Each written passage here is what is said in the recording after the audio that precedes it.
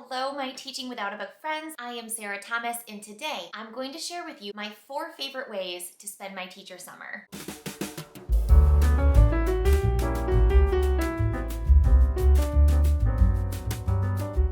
Yay, it's finally summer. I know some of you have already started your summer breaks and others are still wrapping it up and finishing up this week. My son's last day is actually on Thursday this week. So whether you've already started your summer vacation or you're about to start your summer vacation, these 4 tips that I'm going to share with you today are going to help you have a more relaxing and motivating summer.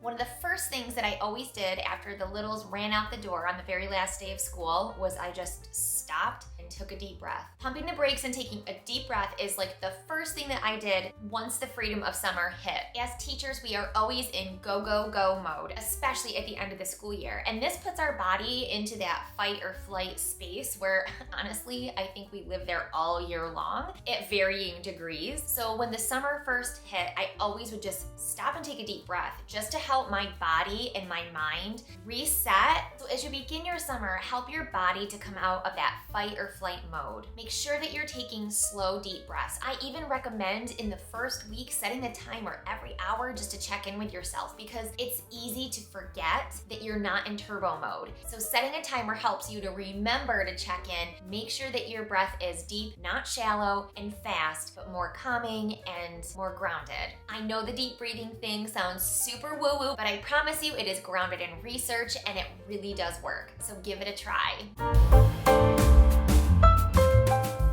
The second thing I do to make sure my teacher summer is more relaxed is just to slow down. So over the summer, in order to reboot and make sure that I'm rested and feel good for the next year, I intentionally slow down because I know the next year is going to be just as crazy as every other year. So this is your chance to create a more slower season of life for yourself. So what do I mean when I say to slow down? I give myself permission to be more present and not rush to the next thing, like I normally have to do when I have a rigid schedule and have to be someplace. So for me personally, this looks like sitting longer on the porch with my cup of coffee and a book, or cooking a delicious, healthy garden-to-table dinner for my family. It looks like being creative and taking on some new art projects, or sitting in the sun for a little longer than I feel is actually okay. Because guess what? It is okay. Slow down.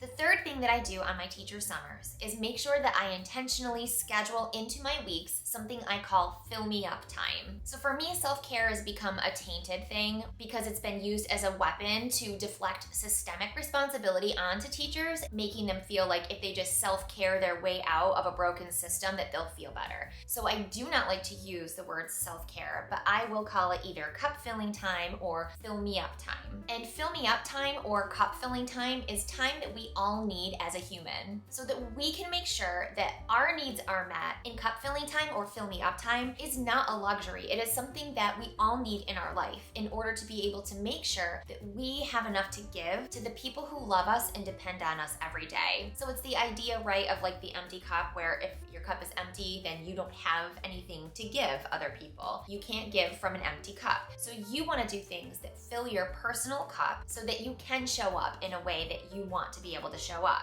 Now this is going to look different for everybody. Whatever makes you feel good and emotionally happy, those are things that fill your cup. Whether it's decorating for fall before school starts, maybe it's a little bit early, but hell, get those leaves out and those pumpkins out. I know it makes me happy. Fill your cup, who cares? I like to take quiet time in the morning, sitting in nature, listening to the birds, having my coffee, or taking a walk, listening to a podcast or classical music to relax. So what I recommend is each day, just start out by doing a quick self-check. Check in with yourself and see, what do I need today to fill my cup? Because every day is going to be a little bit different and might depend on the events of the day before. And so in the morning, I will just take a little quiet time and I literally tune in and just kind of feel in my body. How am I physically feeling? How am I emotionally feeling? And what might I be able to do today to make myself feel good and give myself energy? What would energize me, and what would make me feel more complete or whole? And is there anything that needs repairing, maybe from something that happened yesterday? So whatever it is that you need in your cup filling time, do it. Go get a quick pedicure if that's what you feel like you want to do. I like to take a couple of hours and grab a coffee and hit up a Goodwill or an antique or vintage shop and just look through some of the treasures that are there. Salt baths are amazing, and they are one of my major go-tos for rest and relaxation, especially before bed. But whatever your cup filling time looks like for you, it's what you should do, and you really should be carrying this into the school year with you. So starting this practice during the summer is going to help increase your chances that you'll keep this habit going into the school year as well. But the main takeaway here for Fill Me Up time is just that it is your right. You have the right to unapologetically have your space and have your time. You cannot live a healthy lifestyle just constantly giving to everyone around you without filling yourself up again. So Fill Me Up time became something that I learned is absolutely critical for me as a person to be healthy and happy for the people I love. So fill yourself this summer so that as you enter into the next school year, you can show up for those kiddos who are gonna need you so much every day. And my number 4 favorite thing to do during my teacher's summer is to learn something new. I will admit I am a giant nerd. I love to learn new things, stretch my brain, and see what can I do different this coming school year. I am so energized and I get so excited to start a new year after I've learned something new that I can implement. If you're looking to read some books about either personal or professional development this summer, I would highly recommend the book The Happier Teacher Life by Becca Davis. Becca is a music teacher and she also is a TPT seller, and she talks a lot about different strategies for making sure you're setting yourself up to be successful and happy by prioritizing. So this book is full of different strategies. It's like a little workbook where you'll work through different exercises. It's a very actionable book. So working through this summer would definitely help you to get things organized and situated as you come into your next school year so that you can have a happier teacher life.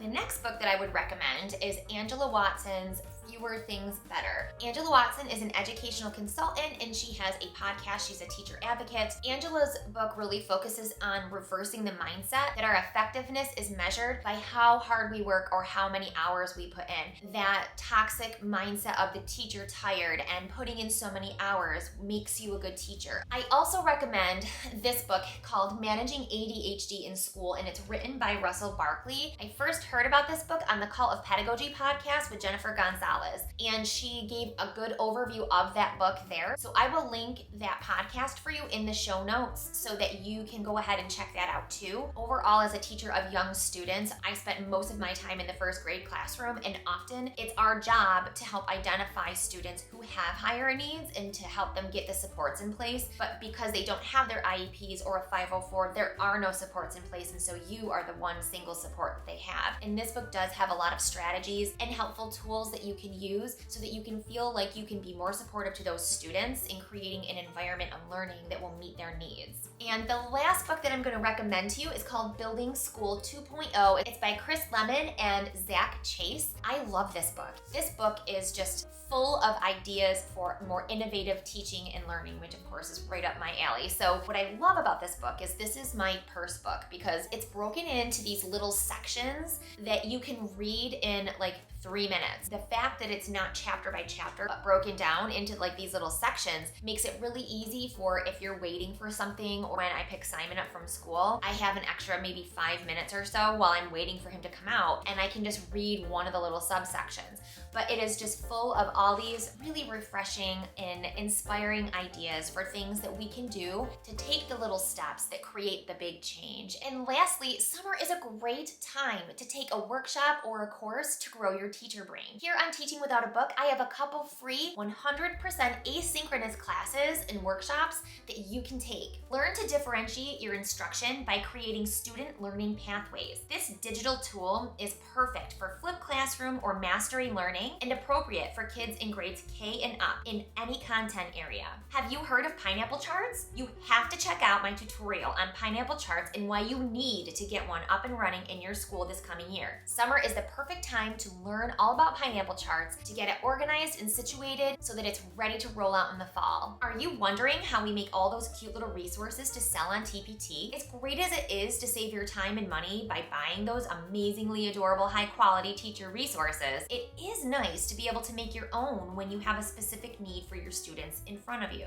I first started creating for TPT because as a teacher, I often couldn't find what I needed to buy, so I just had to make my own. In my Create Your Own Resources tutorial collection, you will learn the basic skills to create your own classroom printable and digital resources that look just like you bought them from TPT. And lastly, you can learn how to turn your in-person instruction into a digital course for your students using a simple PDF with my course on turning your instruction digital. All of these workshops are free and are 100% asynchronous, so they fit into your schedule, whether that be morning time on the porch with your cup of coffee, poolside, or at night with a glass of wine. So join me for these free workshops and grow your teacher brain and learn some really fun, creative things that you can do and implement in your classroom next year. So I hope that you found something helpful in these tips that I've shared with you today. As you can see, my summers were always geared around slowing down, rebooting, energizing, cup filling, so that I could then come into a new year refreshed and ready to go. How do you spend your teacher summers? What advice can you give to us? Also, I will be sure to leave links to the books and the courses that I've mentioned here today, both in the video description